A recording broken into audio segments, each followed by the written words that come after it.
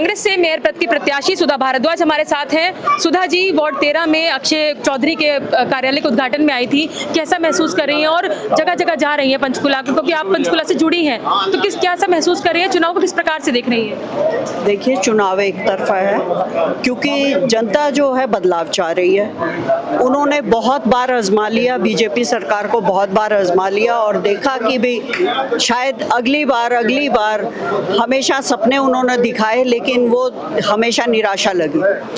तो उस उद्देश्य से अब बदलाव होगा और एक तरफा चुनाव होगा।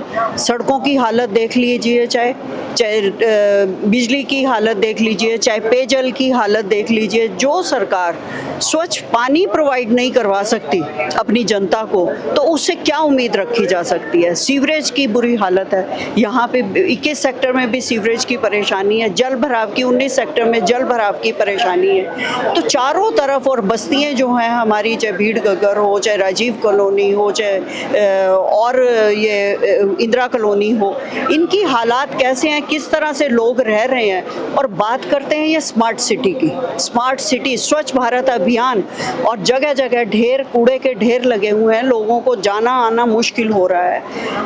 उस पार्कों की हालात अगर देखें तो पार्कों की हालात बुरी हालत में है, खस्ता हालत में पार्क बना दिए इन्होंने, ना वहाँ घास प्रॉपर है, ना जो फुहारे लगे हुए हैं, फाउंटेन्स चलते हैं। और वहाँ पे सबसे बड़ा जो भयानक काम है कि डॉग्स वहाँ पे घूम रहे हैं, आदमी कम है, डॉग्स ज़्यादा है, और डॉग बाइट से लोग बहुत परेशान हैं, और आवारा पशुओं से, और बंदरों का आतंक और ज़्यादा फैल गया।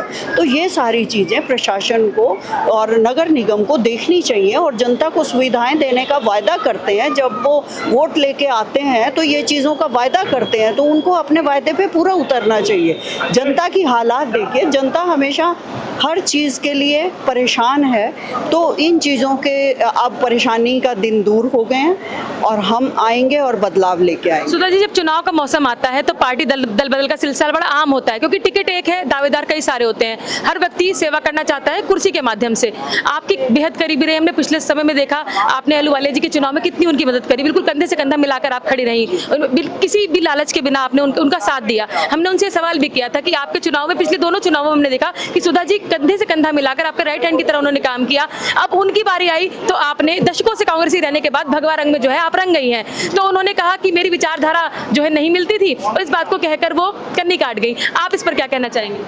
देखिए, विचारधारा ये उनका पर्सनल मैटर है, जो भी है। और लेकिन लोग एक चीज़ ना मिलने से, पहले विचारधारा उनकी कांग्रेस की थी, एक चीज़ ना मिलने से और दूसरी तरफ जाए तो उनका अपने आप ही पता लगता है कि भाई वो किस तरह से लोगों को बेवकूफ़ बनाती है, किस तरह से पहले कांग्रेस के लिए काम करके, और कांग्रेस ने उनको मेयर बनाया, कांग्रेस ने टिकट दी उनको, और उसके बाद उस चीज़ को नकारा जाता है। तो वो अवसरवादी लोग होते हैं, उनके बारे में मैं ज़्यादा बात नहीं करना चाहूँगी। सुधा जी, कहा जाता है कि जिसकी सरकार है और उपचुनाव भी उन्हीं लोगों के होते हैं, तो क्या कुछ सोच के जो है जनता कांग्रेस पार्टी को ही क्यों चुने? आप क्योंकि कांग्रेस की नीतियों को लेकर जा रहे हैं, मौजूदा जो विधायक है वो भी कांग्रेस से है, लेकिन कहीं ना कहीं हरियाणा में भाजपा की सरकार है, तो आपको लगता है इसका कुछ पॉजिटिव इफेक्ट या पड़ेगा लोगों के ऊपर?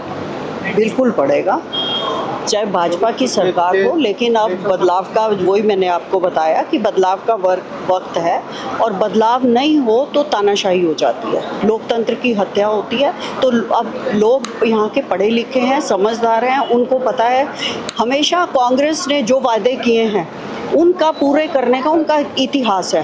हर चीज़ें, चाहे आशियाना देखिए, लोगों को, गरीब लोगों को घर दिए, और हर चीज़ में कांग्रेस ने गरीबों की और गरीब आदमियों की मदद की।